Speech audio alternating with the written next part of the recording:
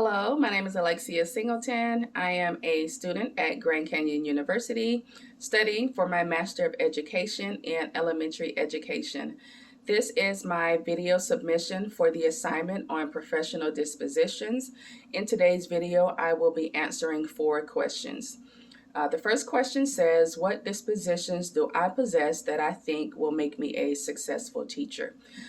So one of the dispositions that I believe I possess that will make me a successful teacher is respect for diversity of others. I do believe that celebrating the differences of others helps us to better appreciate them in our lives, and so I think that's also very important as well. Another disposition that I believe I possess that will help make me a successful teacher is fairness. I do believe in the golden rule that says, do unto others as you would have them do unto you. That's what I believed growing up. That's what I still believe now.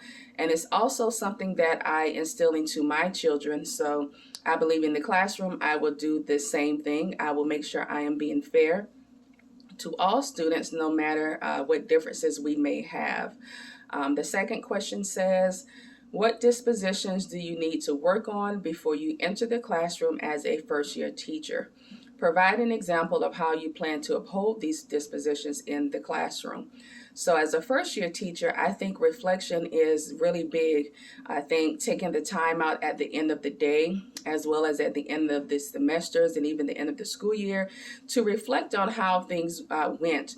How was my teaching style? Was I able to reach the students? Were they able to learn what was being taught? So reflection, I think, is definitely that disposition that I would need to work on before going into the classroom, going in with that mindset to know ahead of time, to take time to reflect on my job, what I'm doing. So the third question says, how do the dispositions demonstrate your ability to understand other cultures, genders, and learning differences to build stronger relationships with students and families?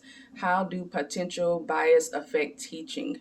So because dispositions are my beliefs and my commitment, and they affect the way that I interact with students and interact with their families, I think I am better able to understand cultures and genders and learning differences because I will be fair.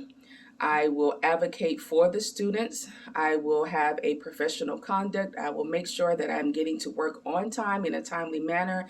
And not only that, but that I come to work prepared and that I carry myself in a professional manner. So I think those are some of the ones, and as well as being honest as well. And having compassion. I think having compassion is definitely going to help also.